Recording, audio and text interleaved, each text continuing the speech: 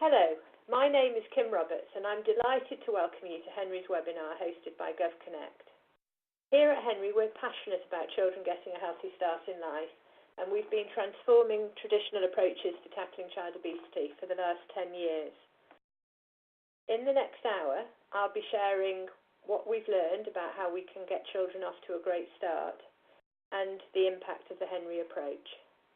There'll be a break in the middle of the presentation for questions, and again at the end.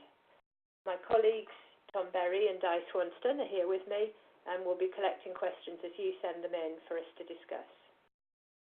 So firstly, a little bit about Henry's origins. Henry was founded by Mary Rudolph, Professor of Child Health at Leeds and a child growth specialist, and Candida Hunt, whose background was in parenting, training and behaviour change. And as a result of seeing severely obese children and teenagers in her paediatric clinics, Mary realised that effective action to reverse the rising rates of child obesity would need to start early in life and aim to prevent obesity before it was established. Mary was commissioned by the then Department of Health to review the international evidence about the factors associated with child obesity and develop a framework for action for tackling child obesity through the Healthy Child programme in the early years. And it's these messages from research about the risk factors for child obesity that are the theoretical underpinning of Henry's multi-layered approach that I'll be sharing with you today. By supporting practitioner effectiveness and a healthy family environment and getting in there right at the start of life, our aim has been to turn these risk factors into protective factors so that children grow up a healthy weight and avoid the long-term physical and emotional consequences of obesity. So let's start by thinking about why intervention in the early years is so important.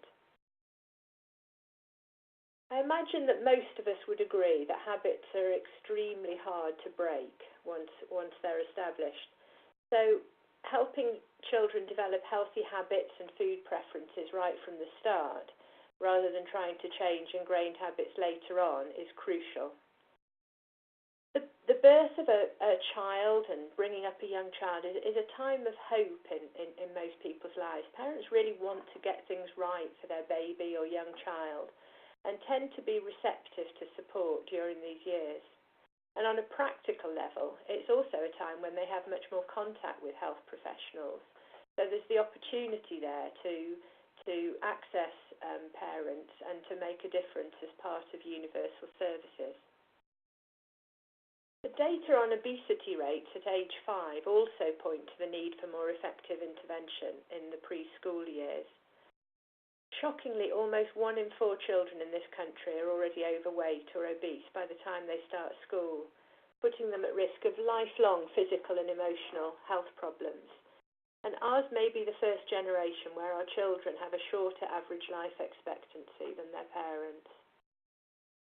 We know all too well that obesity is extremely difficult to reverse once it's established. And research suggests that over 80% of obese children will go on to be obese adults. So helping children grow up a healthy weight is vital. So let's have a look at the patterns of weight gain during the primary years.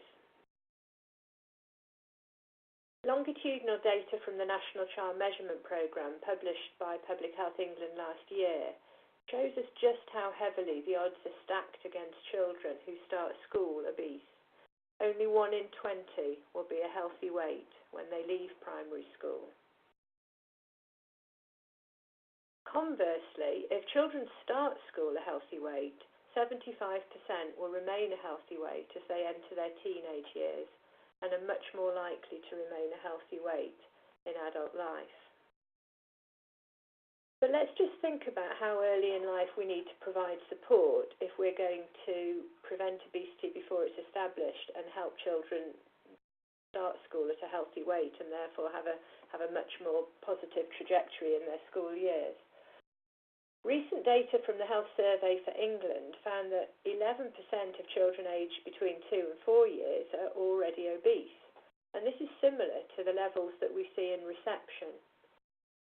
So the fact that many children are becoming obese long before they actually even start school and are weighed as part of the National Child Measurement Programme at age 5 points to the need for much earlier intervention. So recognising the importance of a baby or a young child's formative experiences and the importance of really getting in there at the beginning if we're going to help children grow up a healthy weight, I'd like to move on now to introduce the Henry model. Children are born into families and their lifestyle will be shaped by their environment. So Henry has developed a holistic model that supports the different systems around the child. If we're going to help a young child grow up a healthy weight, we need to adopt a whole family approach so that children grow up in a home that's got healthy routines and where they're able to copy healthy lifestyle habits as they grow older. And then thinking about the parents who are providing this healthy home environment, if they're going to be able to provide this kind of family lifestyle home environment, they need the skills, the confidence and the motivation to do this to the best of their ability. And that's going to be influenced by the quality of support that they receive from the health and early years practitioners they come into contact with.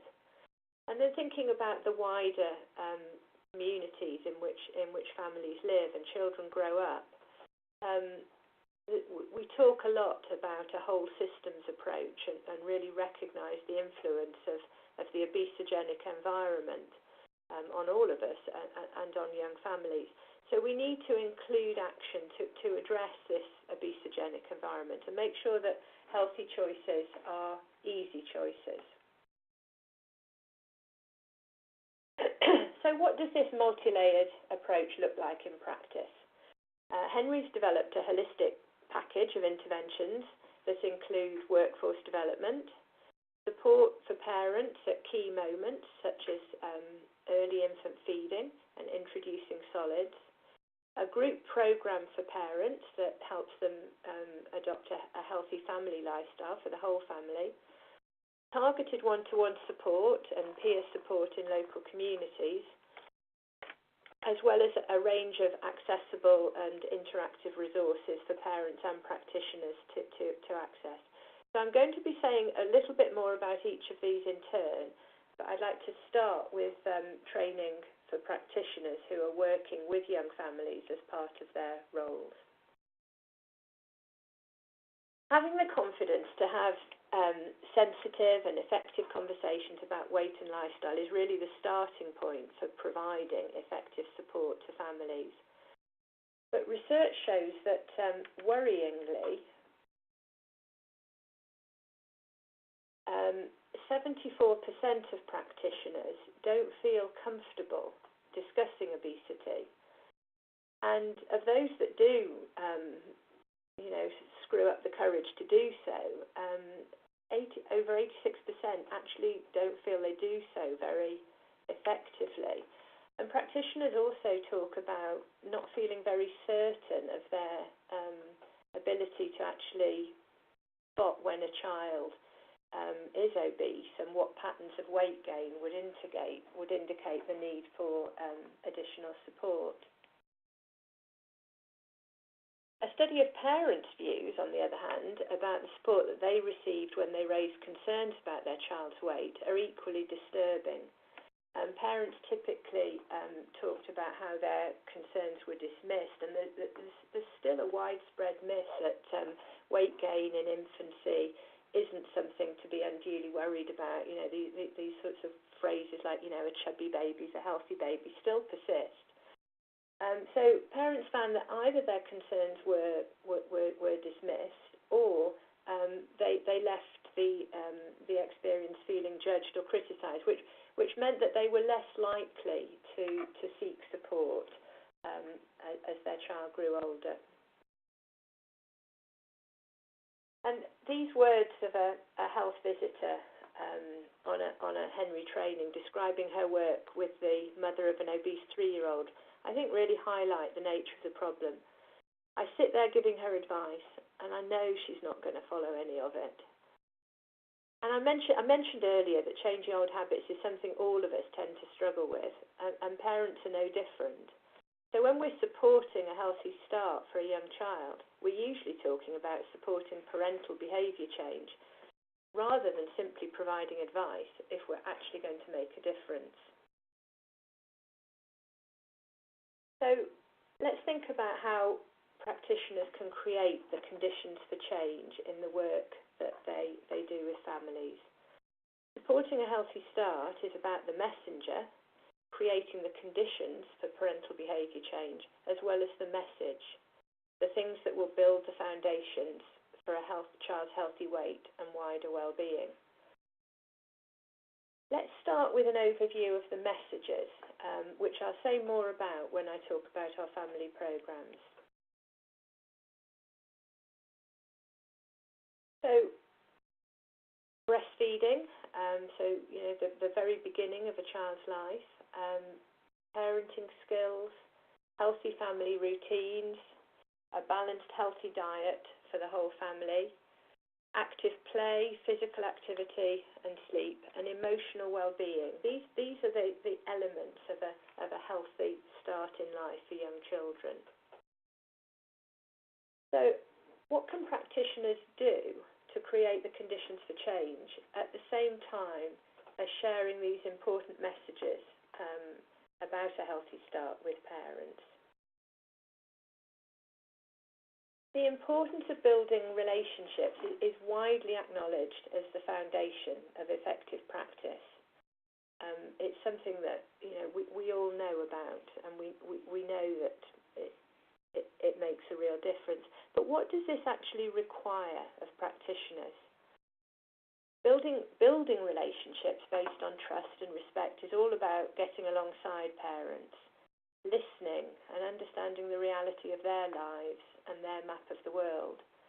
We need to go in with an inner attitude that's about a desire to really understand more about a family, their daily life, some of the challenges that they're facing. And I know that I've often felt humbled when I've heard about some of the complex challenges that many families are grappling with, and the depth of their commitment to their children.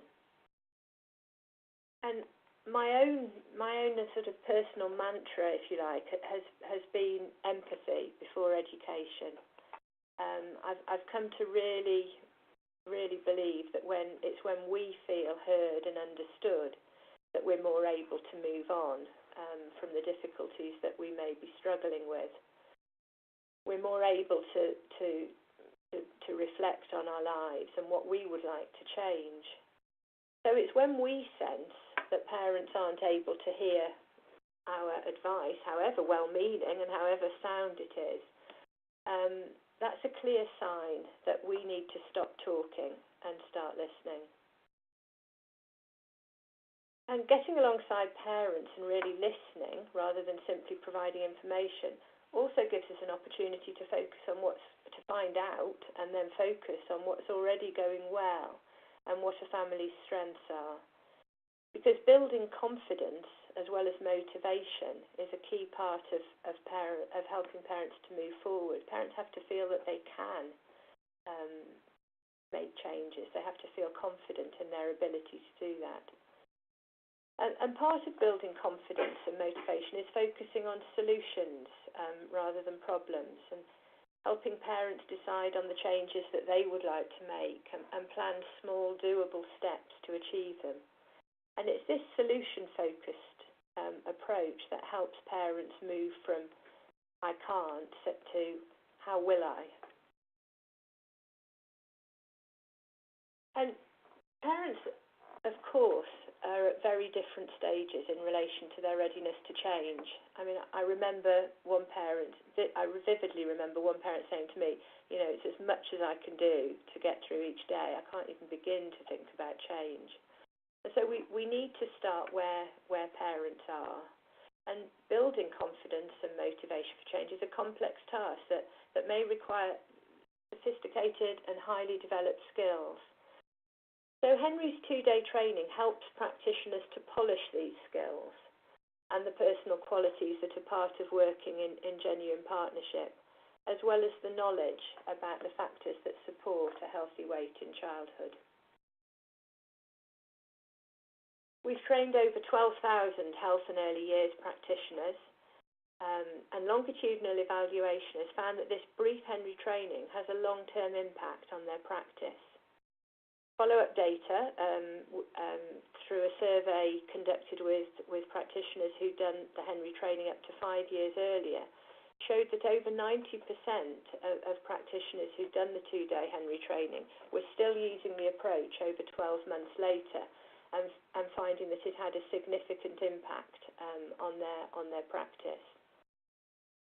And the aspects of the training that they felt had most impact on their practice, the two things that were cited most often by practitioners were empathy and focusing on supporting parenting skills as an integral part of supporting a healthy start and thinking about the aspects of a healthy lifestyle that are part of improving nutrition. A research study conducted by the University of Leeds also looked at the impact of brief Henry training not just on professional practice but also on the wider children's centre environment. Children's centres managers spoke of positive changes in practitioners' lifestyles as well as their practice, and that's important because we all need to be positive role models, and we're going to have much more credibility in our work with parents if we're trying to put some of the messages about leading a healthy lifestyle into practice in our own lives. Even if we're not, perfectly fit or a perfectly healthy weight, we do need to be trying to make positive changes to our lifestyle.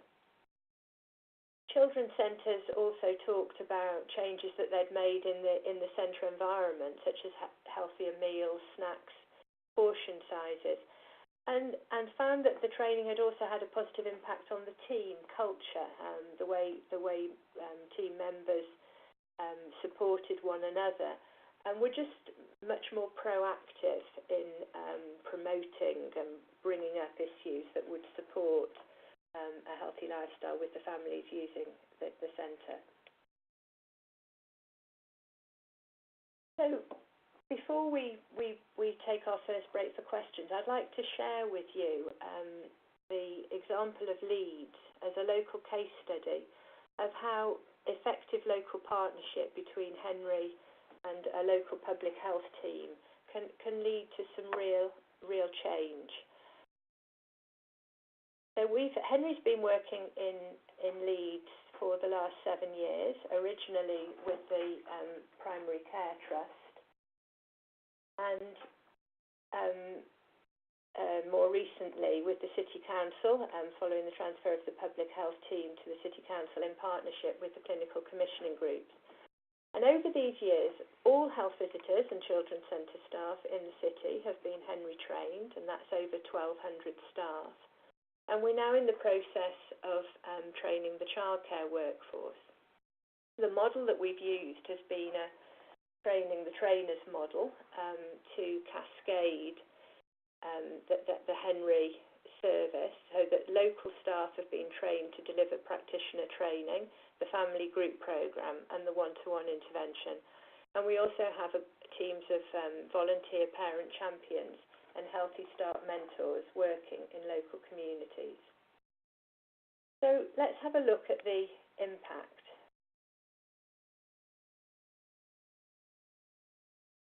This is taken from National Child Measurement data since Henry was implemented as part of the citywide Leeds Obesity Strategy 7 years ago. And what we've seen is rates of child obesity in reception have dropped from 10.3% to 8.5%, while the England average figure in this time has remained more or less static. Obesity rates at age 5 in Leeds now compare really favourably to comparator cities with similar socio-economic characteristics. Leeds has the lowest rates of reception obesity compared to its 15 statistical neighbours in socio-economic terms, whereas 7 years ago it was amongst the highest. And even more encouraging, because of the strong link between deprivation and obesity, is the reduction in rates of obesity at age 5 in the most deprived areas of Leeds, where Henry's implemented through children's centres. Early data suggests that the health inequalities gap is narrowing in Leeds rather than widening. So these results suggest that when the Henry approach is embedded as part of a sustained local strategy to reducing rates of child obesity, significant positive change is possible.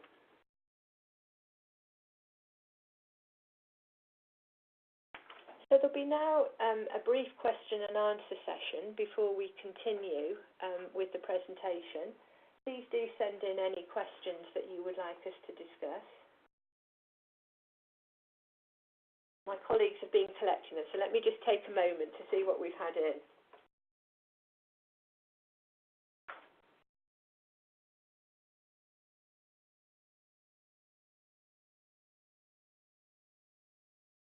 So you've mentioned that practitioners often find it difficult to raise sensitive issues like weight, and also that many parents fail to notice overweight and obesity in their children.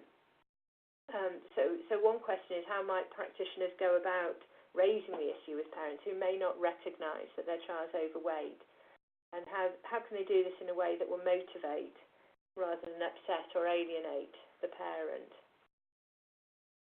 So I think a lot of what I said about building a relationship and really getting alongside is the sort of the first step here.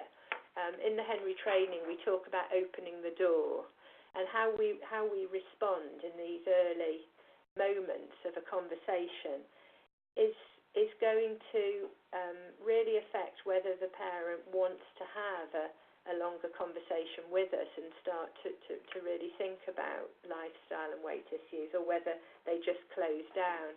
So I think a really helpful place for practitioners to start is by thinking about at this point, how can they keep that door open rather than trying to rush in with trying to sort of have a conversation about weight there and then, and you know, sort of I suppose try and move too quickly. So I think one of the things that practitioners tell us that they find helpful in starting these conversations is to look for what we can think of as naturally occurring opportunities. So, I mean, in a children's centre environment, they might be doing some sessions around cook and eat, or it might be snack time in the children's centre. They might be in a stay and play session, doing some active play, and these are opportunities to initiate a discussion and invite parents to have a longer conversation if they would like to. There are also sometimes things that parents say which might not be a direct worry about weight, but a sort of, you know, what we could think of as sort of fishing comments. So a parent might say that, oh, you know, my child's wearing clothes to two sizes too bigger than his age, or something like that. Which, again, these are opportunities, I think, for practitioners to sort of catch the ball, if you like, rather than duck it. And in having that conversation, then to be able to, as I was saying earlier, start with empathy. Oh, you know, you sound a bit surprised about that. You sound a bit concerned. You know, what are your thoughts about that? And engage the parent in a discussion.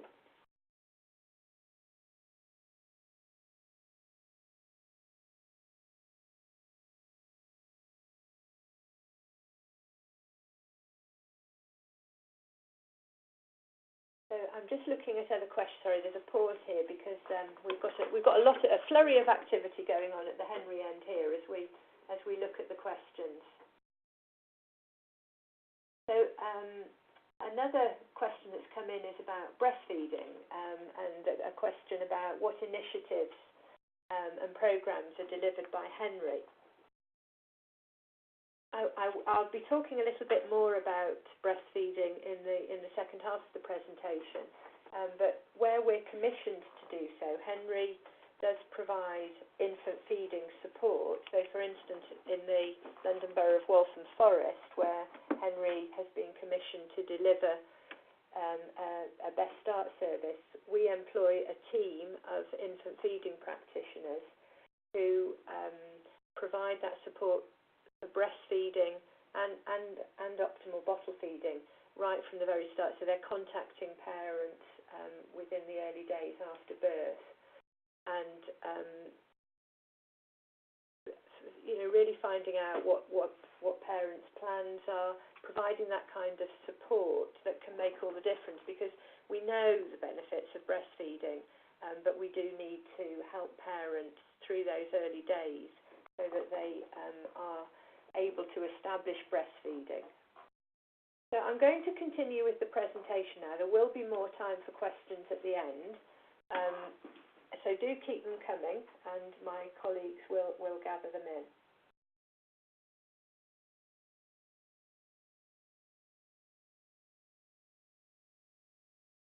If we don't have time to answer all the questions today, we will respond over the next few days to you personally. Okay, so moving on. In the first half of my presentation, I focused on how we can equip the workforce, that precious resource that is supporting families in the early years, with the skills, knowledge and confidence to provide effective support to parents as part of their role. What I'd like to do now is move on to talking about family support. As I mentioned at the beginning of the webinar, Professor Rudolph's framework for action highlighted the factors that are associated with obesity, and Henry Family Support is built around the evidence. So our family support programs are structured around these elements. Many people think that Henry's a nutrition program, but we know from the research that parents need the personal resources, in other words, the emotional well-being, and strategies to provide a healthy family lifestyle, so that supporting parents to reduce stress and look after themselves and their own well-being, as well as develop their parenting strategies, is an integral part of all of our family support activities. So, going back to the question about breastfeeding that I took in the break, let's start at the very beginning. We know how important breastfeeding is for both baby and mother, and yet in the UK, breastfeeding rates remain stubbornly low. By 6 weeks, only half of mothers are partially breastfeeding, and only 1% of mothers in the UK are still exclusively breastfeeding at 6 months, which is what the World Health Organization recommends. Breastfeeding is also protective against obesity, so increasing breastfeeding rates is integral to obesity prevention as well as a wider healthy start. Providing very early support to successfully establish breastfeeding is key to enabling this. And as I mentioned when I took that question, where we are commissioned locally to provide infant feeding support, Henry contacts mothers as soon as possible after birth to offer support and help parents overcome the kind of challenges that can lead to women deciding not to breastfeed. The kind of things that women themselves describe as the reasons for not continuing with breastfeeding are difficulties latching on, pain, and worry about whether the baby's not getting enough milk. Breastfeeding is something of an act of trust because the baby's in control and taking what they need, and whereas with a bottle, parents can see how much they're having. And I mean, breastfeeding, although it's natural, neither baby nor mother have done it before, particularly if it's the first baby. And so it can take a while for them both to get the hang of breastfeeding. And I think it's in that sort of, period where sensitive support at the right time can make all the difference. And I mentioned that Henry is providing an infant feeding service in Waltham Forest, and we have very moving testimony from parents about just how important that early support was in helping them keep going and not and getting through some of those early difficulties. It's a very tumultuous time, those first few days with a new baby. Parents are typically exhausted, as well as women are recovering from the birth. So I think getting in there early is absolutely vital. For families who choose not to breastfeed, and not all parents do want to breastfeed, supporting optimal bottle feeding is equally important. So any infant feeding support does need to address this, as well as breastfeeding.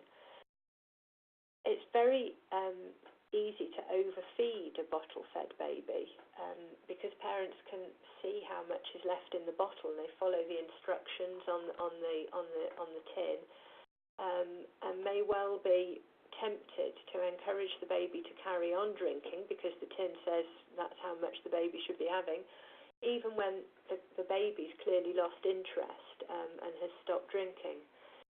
So supporting optimal bottle feeding is a lot about helping parents feed responsively and stop when their baby shows they're full. And in doing this at this early stage, we're helping parents to establish long-term healthy appetite regulation, as well as avoiding overfeeding, which could lead to rapid weight gain in those early weeks as a result. Because if babies are consistently pressured to override their body's natural sense of fullness, they'll stop noticing when they're full and be much more likely to overeat in later life. The other early opportunity to establish healthy eating habits and food preferences is when babies move from an exclusively milk-based diet to eating solid food. And we see this as a key opportunity to really help children develop healthy eating habits and food preferences right from the start. And we've developed a brief intervention to support parents with the transition to solid foods, which can either be delivered one-to-one as part of universal health visiting contacts, or as a group workshop run in children's centres. And let me say a little bit more about this, because it's such a crucial moment in a child's life. Parents tend to be very focused on whether or not their baby is getting enough food, and as a parent myself, I do understand this anxiety. So when they start introducing solid foods, parents' main goal is often to get the food in. So when we're working with parents, we talk about taking babies on a taste journey. Between 6 and 8 months, most of a baby's nutritional needs are still being met through milk. So the main goal when we're introducing solids is to familiarise the baby with a wide range of tastes and textures, rather than seeing the solid foods that they're eating as an opportunity to fill them up. And taking babies on a taste journey in this way can be enormously helpful in setting them up for eating a wide range of healthy foods as they grow older. Babies like what they know, and they tend to react to new tastes by screwing up their face and spitting out the food. And not surprisingly, many parents interpret this as a sign that their baby doesn't like it.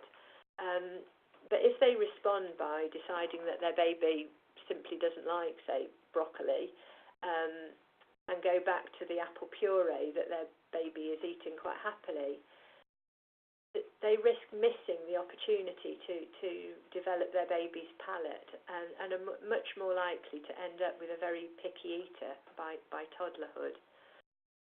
So a key message is encouraging parents to offer small tastes over the course of a few days without forcing, and providing reassurance that babies normally start to accept a new food more readily by the 4th or 5th time that they try it. Because we are also born with a preference for sweet tastes as well as familiar ones, starting babies on vegetables and more savoury foods before introducing sweeter tastes is also a helpful way of widening a baby's food preferences and helping to familiarise themselves and develop a liking for savoury foods before moving on to fruit and other sweeter foods.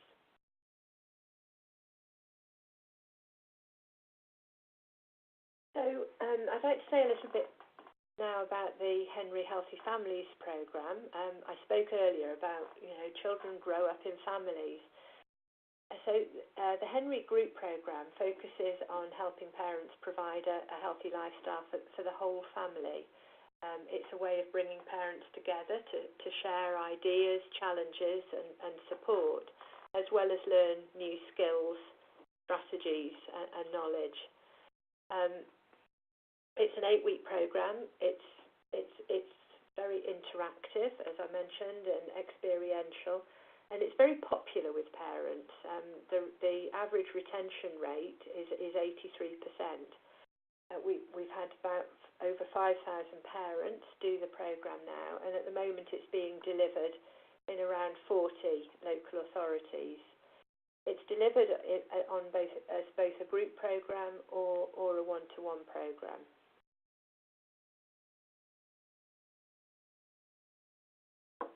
So we start, no surprises after what I've been saying so far in the webinar, we start with parenting. Life with young children can test the resourcefulness of most adults on a daily basis, I know from personal experience. And if they're going to manage daily family life in a way that instills healthy routines, choices and behaviour, parents need not just the desire to do so, but also the skills and the confidence that will enable them to succeed. And we know that children flourish when their parents are able to provide the quality of warm, loving relationships that build a secure sense of self for the growing child and help children grow up with their own emotional well-being and self-esteem. But balancing this warmth, this love, with the ability to stay in charge as an adult and hold boundaries when needed, for instance around snacks, bedtimes and screen time, because parents are not going to be able to establish healthy routines if every time they try to hold a boundary they find themselves in a battleground. So this parenting style, that's this combination of warmth and loving interaction with this ability to stay in charge, is often referred to as the authoritative parenting style. And Dr. Lisa Moabati looked at how parenting style relates to feeding style and found that a parent's way of parenting matches their attitude and approach to feeding. She also found that 2 parenting styles are particularly associated with obesity. And the first of these is the dictatorial style, where the parent is very much in control and the child has little choice. The parent may have very strict rules about what their child's allowed to eat, for instance. And so let's just think about how this might affect how they approach offering their child a snack. So they might say something like, here's some carrot for your snack, eat up. So the child has no choice. Not only can this turn food and mealtimes into a battle of wills, it can also mean that as children grow older and start choosing for themselves, they're more likely to rebel and make a beeline for all the foods that they weren't allowed to eat when they were younger.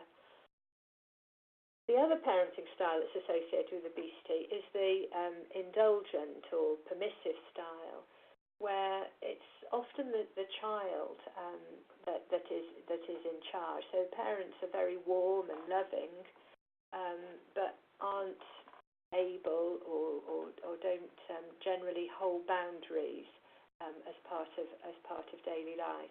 So again, let's just think about how might a parent with an indulgent parenting style or a permissive parenting style offer their children a snack.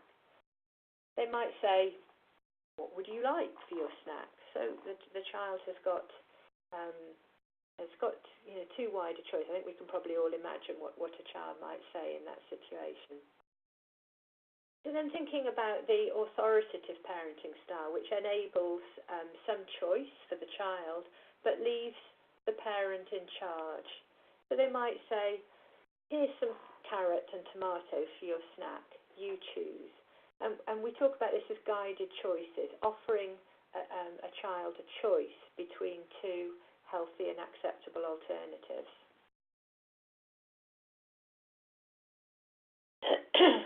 Moving on to the kind of routines and attitudes to food and activity that children grow up with, which will shape their own lifestyle. Helping parents reflect on their own habits is therefore a very important part of the Healthy Families programme. And parents come to realise that it's about what we do rather than just what we say, and that if they want their children to be active and eat and enjoy healthy foods, then they need to do those things themselves, and they need to make sure that their children see them doing those things. I talked about responsive feeding earlier, and being guided by a child's appetite and signs of fullness.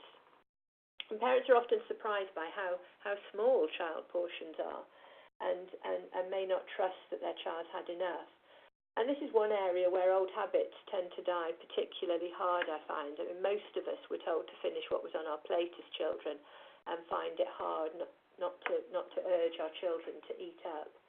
And so that's something that a lot of parents comment on as a result of coming on the programme. Let's think about the emotional dimension of food now. Research suggests. Let's go back to Mealtimes before we do. Researchers suggest that when a family eats together, children are much more likely to grow up a healthy weight and eat healthily.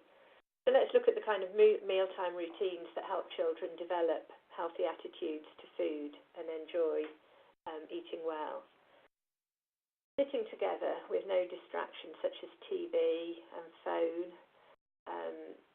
making it a sociable occasion, chatting, encouraging, without obsessing on what everybody's eating. Having the confidence as a parent and the strategies to be able to set some age-appropriate limits for behaviour so that eating together is a relaxing experience. And crucially, not rushing, being able to go at children's pace,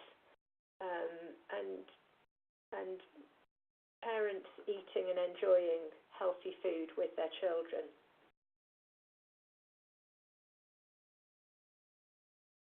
I mentioned that food has emotional associations for many of us, and it's an important part of the reflection that parents do on the Healthy Families programme, because in families it's often used as a bribe, a reward, or for comfort, and it's almost always sweets, biscuits, ice cream.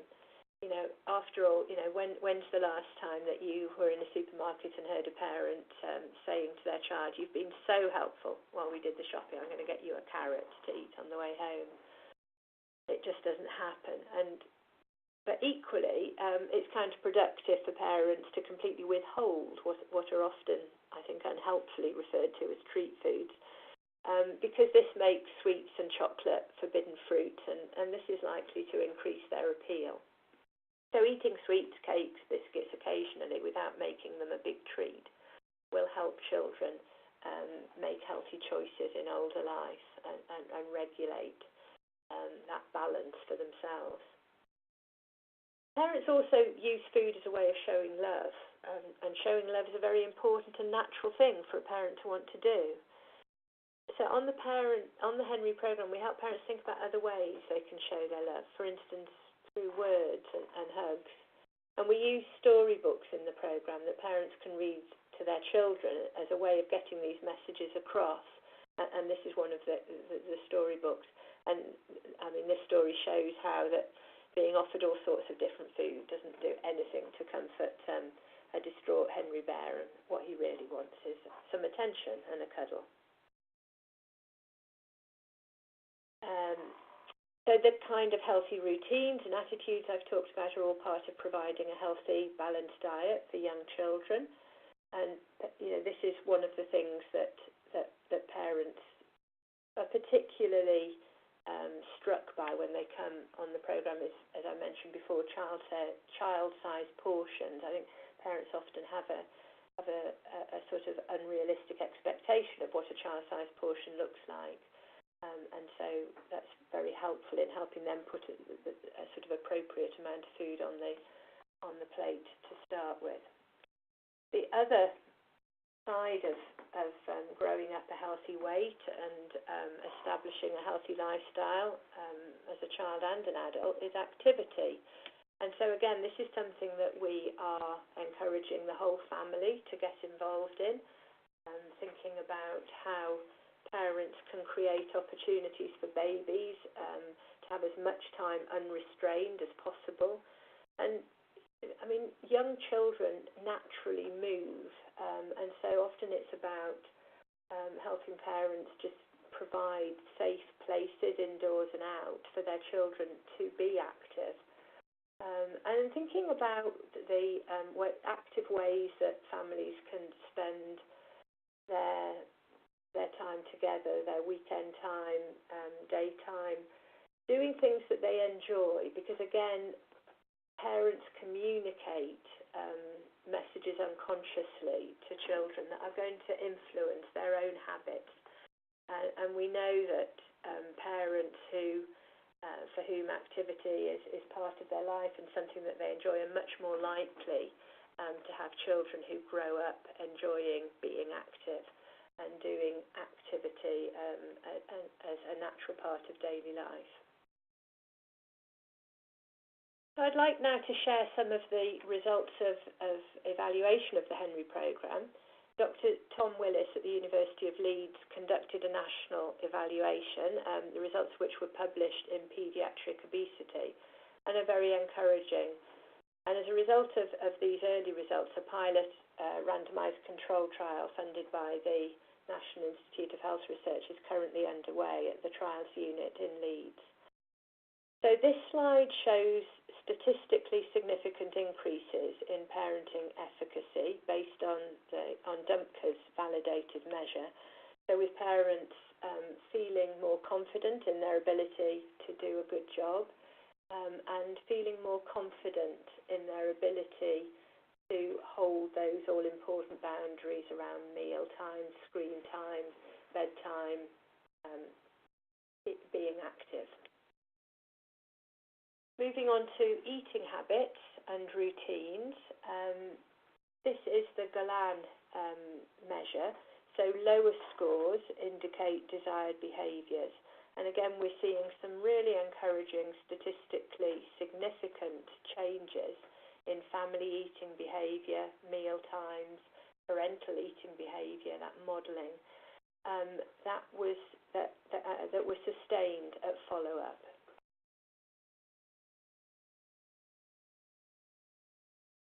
And our belief is that these positive changes in parenting efficacy and family eating habits underpin the again, very encouraging and statistically significant changes that the evaluation found in food consumption for both adults and children.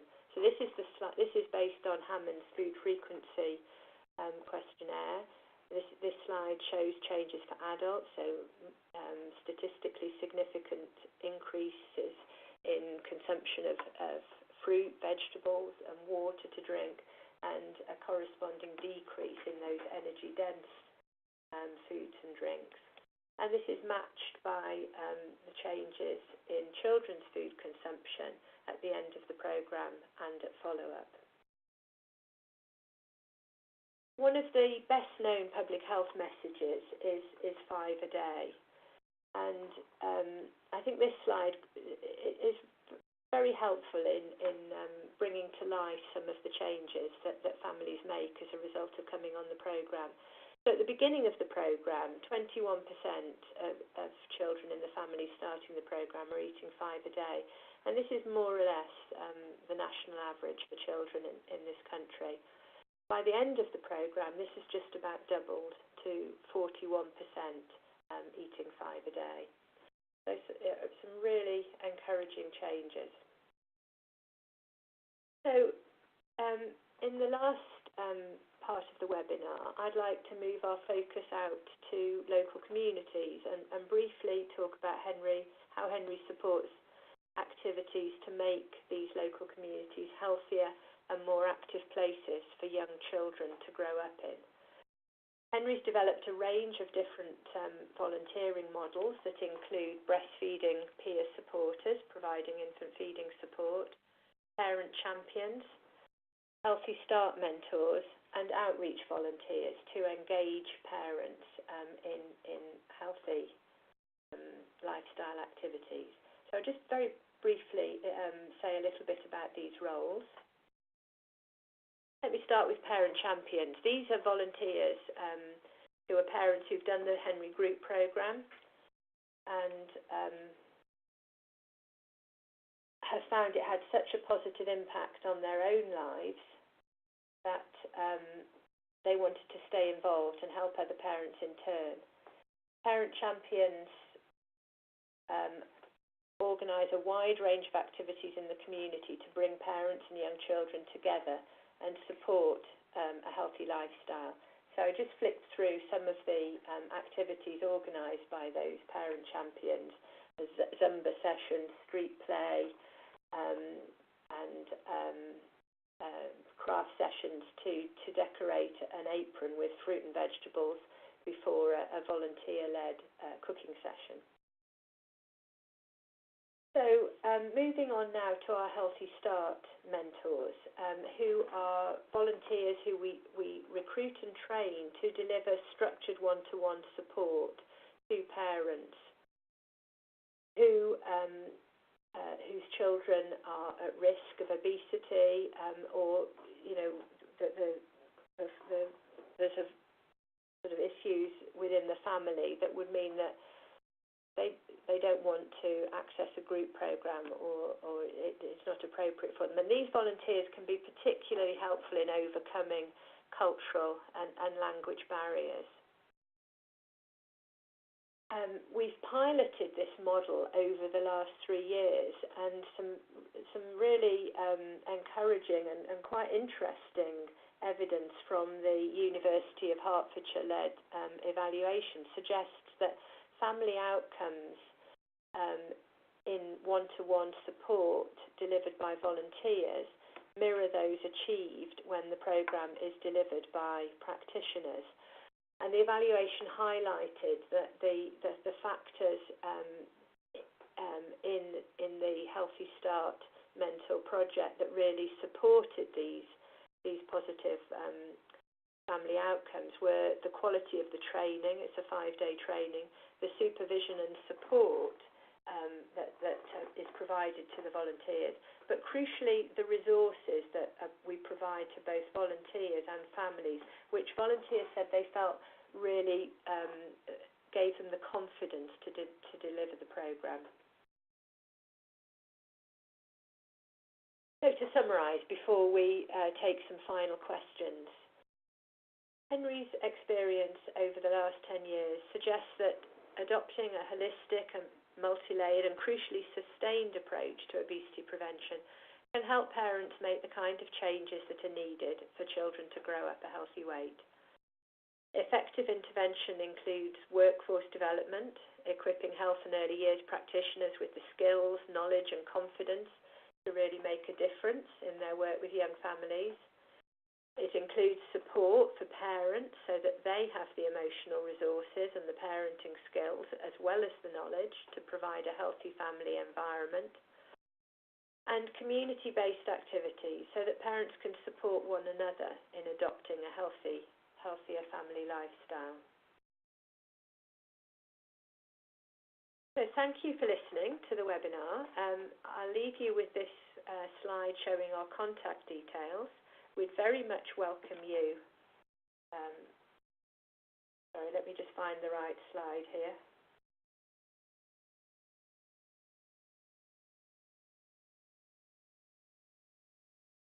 There we go.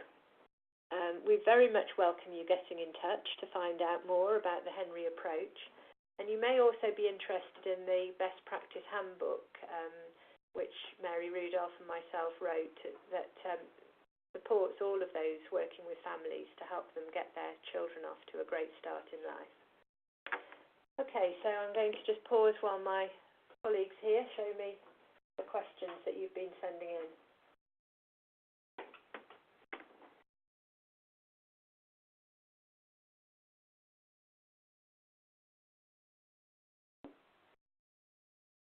Okay, so I've got some questions here about our work in Leeds and the decrease in obesity levels across all social gradients. I mentioned that the decrease in deprived areas of the city is particularly encouraging, and I mean the early data suggests that rates have fallen more quickly in the deprived areas of the city, which is where the Henry programme is delivered. But what we're doing at the moment is working with the public health team in Leeds to really do a bit of a deep dive into that data and find out what has been happening in different areas of the city, and really be able to draw some firmer conclusions about the impact of the city's child healthy weight strategy and the work that Henry's been doing in the city on health inequalities.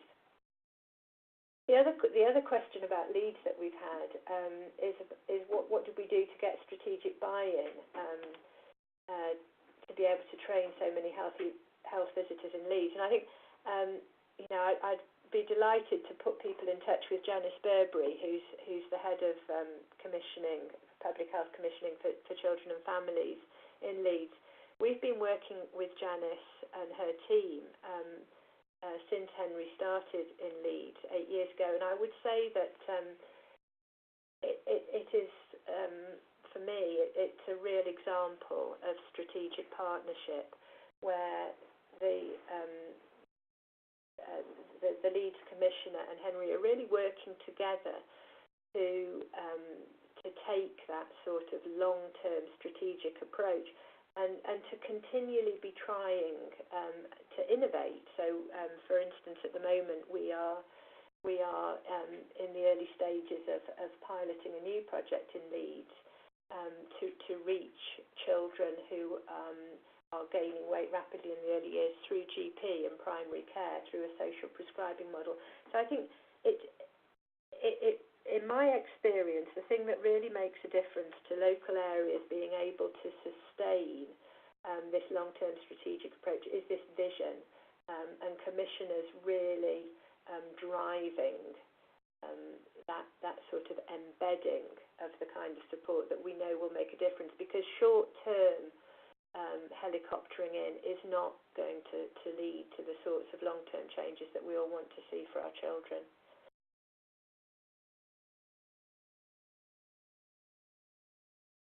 So we are reaching the end of our session now.